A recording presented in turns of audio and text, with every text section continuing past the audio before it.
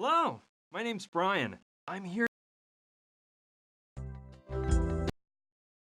to tell you about something that happened to me a few weeks ago. But first, a question. Isn't it truly amazing that your life can be turned upside down in just 1/10 of a second? It can. And soon, you'll find out why. Let's not bore you with a lot of details about my life. I'll cut to the chase. I was born in New York 23 years ago, and growing up, I was always somewhat of a child prodigy. I studied at Columbia and finished my physics degree with honors last year. During the summer, I arranged interviews with several universities, hoping I'd get into a decent PhD program. And in the end, I was chosen by the best. Professor Silva at Berkeley offered me the chance to do my doctoral studies at the applied physics department he runs there. It was a dream come true. I packed my bags and got ready to move to California. I was ready to drive from coast to coast without stopping. I had no idea of the events that would take place within just a few days. About the mess I was going to get in. Strange people about to cross my path. The hundreds of dangers lurking behind every corner. Yes, it was quite an adventure. Let's go back to the beginning. As I told you, my old car and I were ready to go to California. I decided to take off at night and get a few miles behind me before dawn. I said goodbye to my parents, my sister, and my dog, and I got behind the wheel. That's when I remembered I forgot to pick up a book I'd ordered at a bookshop downtown in Manhattan. Luckily, it was one of those bookstores that stays open 24/7, so I decided to grab the book on the way. I could have asked them to mail it to me once I got to California, but no, I decided to go into Manhattan and get it myself. That one detour changed my life forever.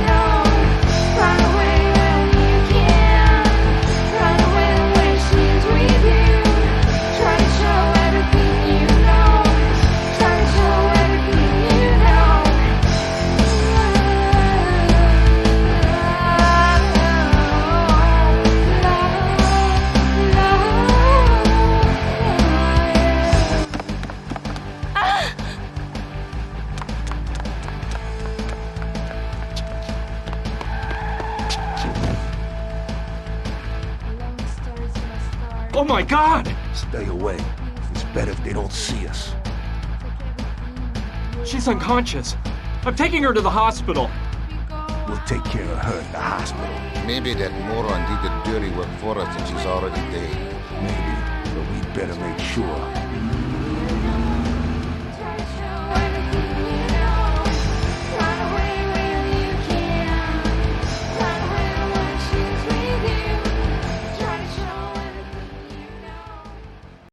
It did. I'm telling you. On the way to the bookshop, I hit that girl with my car. I was scared stiff. She suddenly ran out in front of me. There was no way I could stop. Luckily for both of us, she wasn't that badly hurt. They did a bunch of tests on her at the hospital and said she had no major injuries. She was just in shock. So they decided to keep her under observation for 24 hours. A nurse took her to a room and gave her some strong medicine that put her to sleep. By the way, I don't know if I mentioned it. The girl's name was Gina, and she was amazingly beautiful. The truth is, I had no reason to stick around, so I went to say goodbye to her and go on my way. Please, don't leave. They want to kill me. There, calm down. It's all over now. I hit you with my car, but you're fine. You're in a hospital recovering from... No, I'm telling you, they want me dead. I've got to get out of here. Who were they? Please, calm down and tell me why you think they want to murder you. Something awful happened tonight, and I witnessed the whole thing. Look, I'm a singer. I work at the Pink Iguana, a trendy place with live shows. This evening, when I finished my act, my dad was waiting for me. He works for a secret government agency. He told me he needed to tell me something. He said it was an emergency. Come a little closer. Gina, kiddo, I'm in danger. I've gotten into a really big mess, and I'm afraid you're not safe either. What's the matter, Daddy? Oh, you're frightening me. There's no time to explain.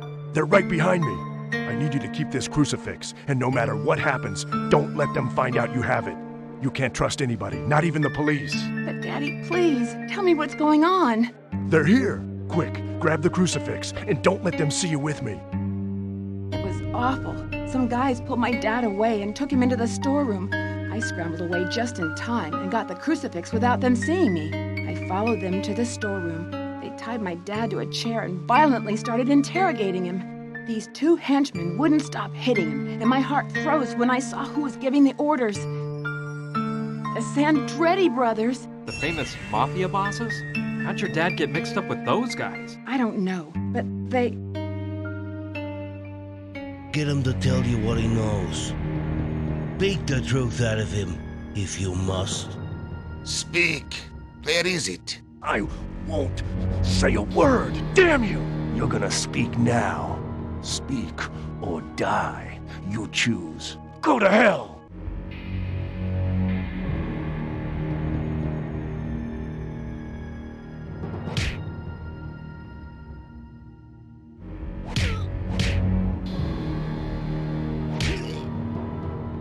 It seems our friend doesn't want to cooperate. What a shame. So, we got a tough boy on our hands. You're not easily convinced, huh? Boys, maybe you're being too soft on our little hero. Did you hear that? The boss says we're being softies. Hi-ya! What are you doing? Didn't you hear his neck crack?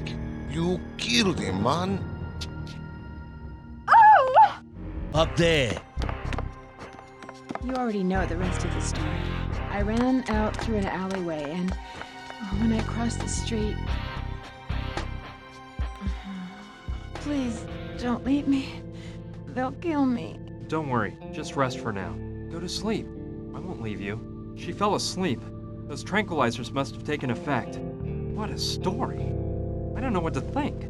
The poor thing is probably in shock from the accident. I bet she dreamt all this. But what if it's true? What if her life really is in danger? I can't just leave her here and forget all about it. I'd never forgive myself if something happened to her. Okay, that's it. I'm not leaving this hospital until I'm sure Gina's completely out of danger. But how are you supposed to act in a situation like this? Yeah, I think I'd better do something to protect Gina in case those Mafia murderers she says want to kill her show up.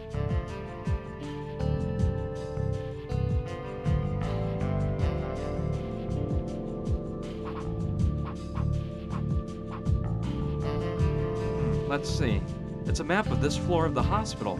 Here's the room I'm in. Here's the hall, and if I'm not mistaken, across the hall and just to the left of this room, there's a storeroom. That could be interesting.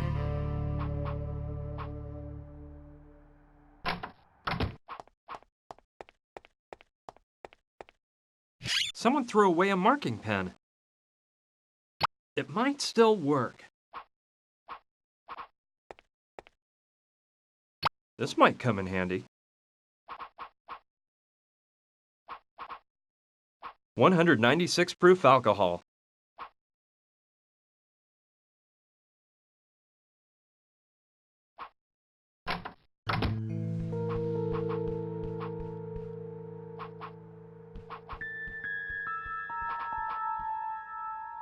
Snoozatol, one of the finest brands on the market. It's empty. It's cracked. Gina must have broken it when she took that sleeping pill.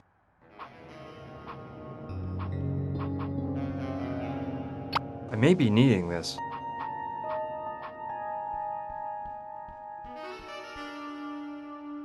I'll keep it until Gina wakes up. Okay, I'll try to reach the storeroom by walking along the ledge. Hope I live to tell the grandkids.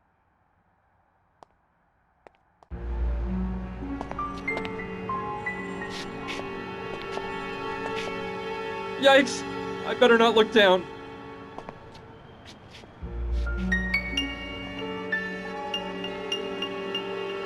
I almost didn't make it. So, the map was right. This is the storeroom. Let's see what I can find in this dump. I'll take them both. Well, they're big and very fluffy. Looky here, a vademecum.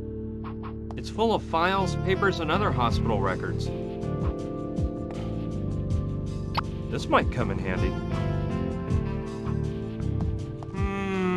Okay, but I think I'll just take his head with me. His head's got a hole in one side so you can examine his brain. Let's see.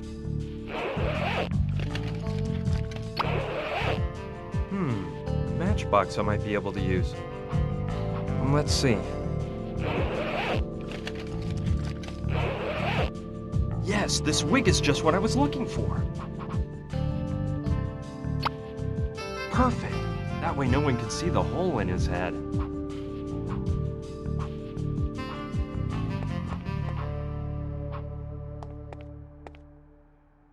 It's blank.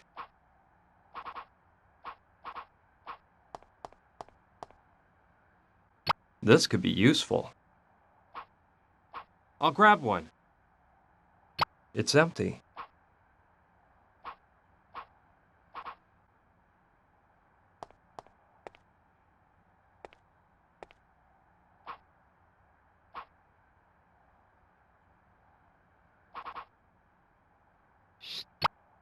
Now the syringe is full of alcohol.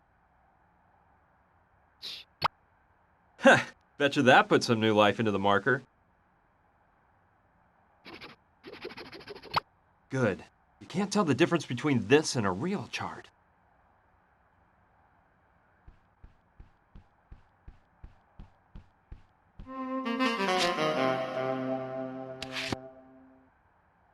Good. That way nobody will know it's Gina lying in this bed.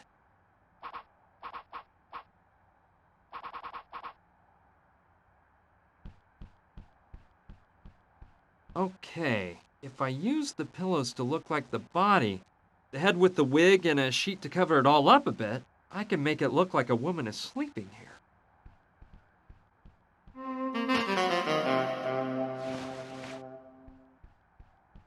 That should do the trick.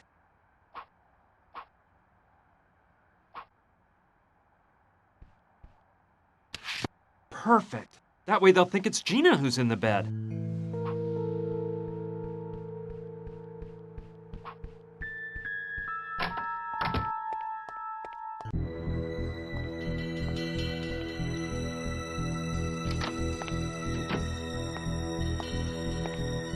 This isn't her. She must be the one in the elevator.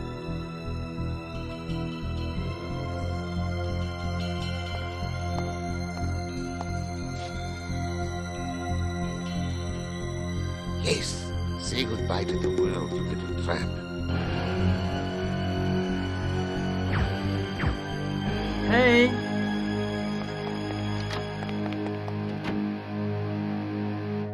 Gina!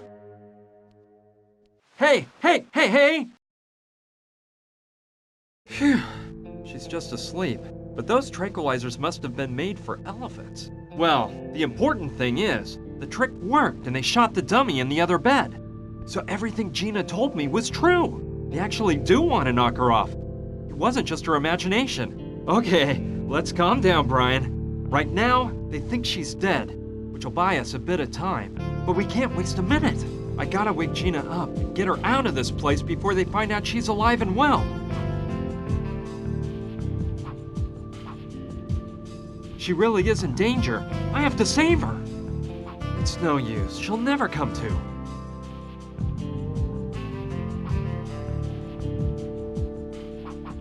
I'll try to figure out what it says about snoozitol, the sleep medication that Gina took.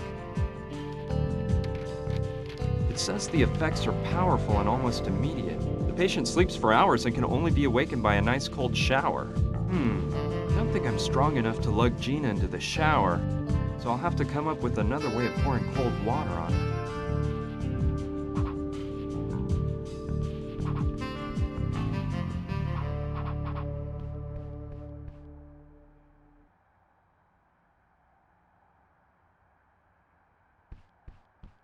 Good idea. I could use it as a flamethrower and make the sprinkler go off. The water would finally wake Gina up. Let's get to work. But careful, Brian, don't broil your hand off.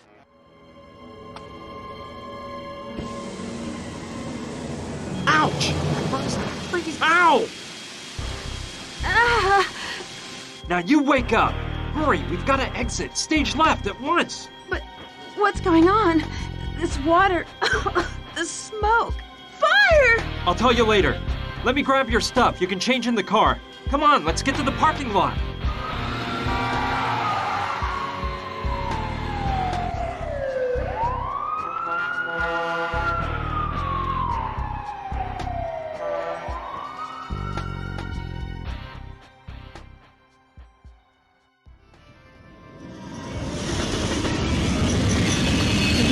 Awful killer to shoot a dummy instead of shooting me? Hey, I like your style. First, you try to run me down with your car, and then you save my life. Do you do this kind of thing very often? No, I was just... It's a good thing that you grabbed my purse, because otherwise we wouldn't have the crucifix my father gave me. Now, what we have to do is... headed for the nearest police station. This is a very serious matter, and it has to be placed in the hands of the police. No way. Let's keep the cops out of this, okay? If the government gets caught up in this, we don't know if we can trust them. Gina, the people that killed your father are after you now. If we go to the police, they'll make sure that... Read my lips. No, this is too big for the police, and we can't trust them. We have to find out what this crucifix means. Look, this all seems crazy to me. It's your problem if you decide not to turn to the police, but I'm washing my hands of the whole affair. I'm on my way to California. They're expecting me at Berkeley, and... I can't believe this guy. You practically turned me into roadkill, and now you want to feed me to the wolves? And here I was actually starting to believe you. But... Forget it. It's not worth it. Oh, why would you care if my father was killed? Why does it matter to you if I'm murdered or if my whole family's destroyed? Okay already. Let me tell you what we're gonna do. I have a friend who's an anthropologist. He works at the Museum of Archaeology and Natural History in Chicago. Well, since it's practically on my itinerary anyway, I'll drive you there and we can try to figure out more about that crucifix, okay? I knew I could count on you. You're a doll. Start this baby up. We can't waste any time. Hey, you know where my blonde wig is? I was carrying it in my purse, and now I can't seem to find it.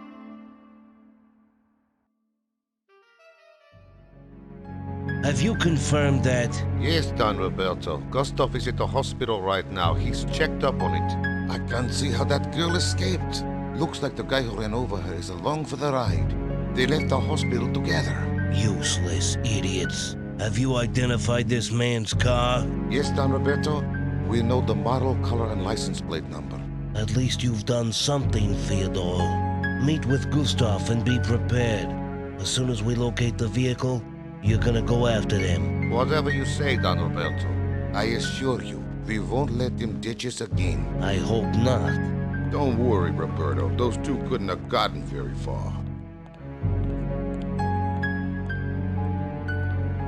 Carlo, you know I'm thinking something here.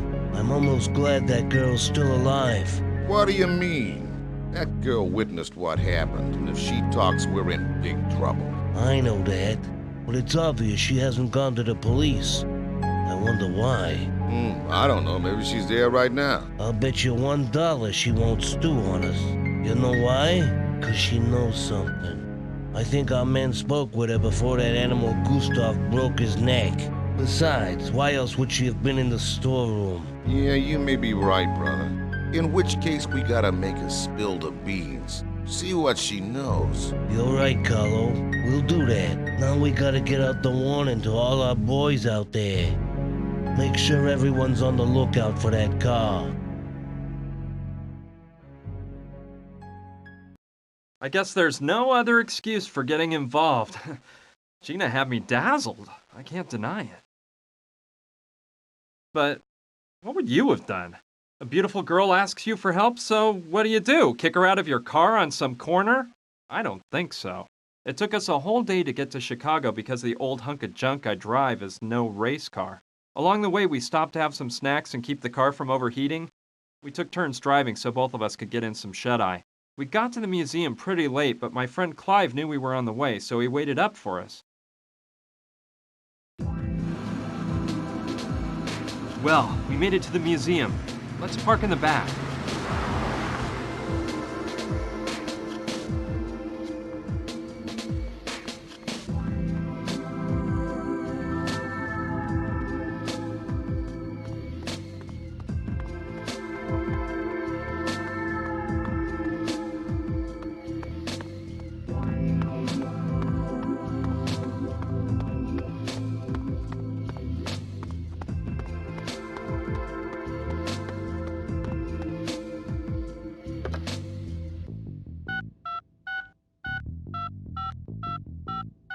Ricky? Hey, it's Munchkin Bob here. I'm calling from Chicago, and guess what? I just saw that car you're looking for. I swear I haven't had a drink, and I'm sure it's the same car. Yeah, a dopey-looking guy with some gal. They went into the Museum of Archaeology and Natural History. Sure thing, I'll tail them. So, you're trying to find out the precise origin of this crucifix. It must be quite important for you to have come all the way here at this time of night. It really is, Clive, but there's no time to explain. What can you tell us about the crucifix? I can assure you it's a matter of life and death. Well, all right. Let's see. Quite a while ago, the museum trustees acquired the latest three-dimensional scanner for the museum's analysis laboratory. It's capable of analyzing the composition of any object, dating it, and performing a morphological study in order to catalog it. It has the most thorough art and archaeology database that exists in the whole world. We could most certainly use the scanner to delve into the origin of the crucifix. Well, what are we waiting for? Let's go straight to the lab now. Just one moment. Not so fast. Our first predicament is the poor condition the crucifix is in. It's obviously coated with a layer of filth that will make it impossible for the scanner to perform an accurate analysis. We must restore the crucifix first, if the scanner is to work properly. Well, let's restore it then. You can do it, can't you, Clive? I'm afraid not. I'm an anthropologist, not a restoration specialist. That sort of job must be performed by Dr. Oliver, the museum's finest art restorer. She just happens to work down the corridor at the restoration laboratory. She's there at this very moment. Yes, let's go talk to her now. Hold on, there's another problem. In 3 days, the museum will be opening an exhibition on Mayan art. We're already behind schedule, and Dr. Oliver is overwhelmed with work, trying to restore all the pieces for the exhibition. I'm truly sorry, but you'll have to wait for the doctor to finish her work before having the crucifix restored. And I doubt that will happen for at least 3 days. 3 days? No way. I can't wait 3 days. Professor Silva's waiting for me in California and... This is unbelievable, Brian. You're already thinking of leaving me here defenseless? No, I wouldn't do that. But I can't wait for 3 days either. I'm gonna talk with this doctor and try to get her to restore the crucifix tonight. Oh dear. You can try to, Brian, but I'm warning you. Susan Oliver is not an easy woman to sway. If I were you, I certainly wouldn't dare make such a proposition until she's completed all her work for the exhibition. Well, I have to try. You said she was next door, right? Yes, through the first door on the left when you leave my office. Good luck, my friend. You'll be needing it. Listen here, Gina. What do you say if we take a little stroll around the museum and I show you some of its hidden mysteries? A stroll? I see you haven't changed a bit, Clive. Anyway, we'll meet up here in a little while. I don't know. Well, all right. Let's take a stroll.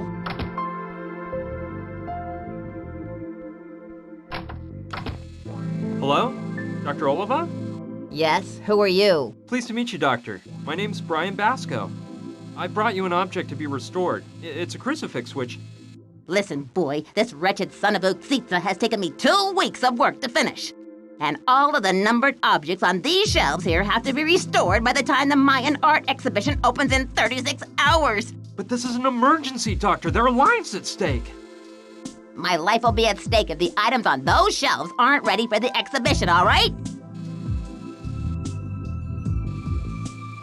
I'll just let you work. Fine.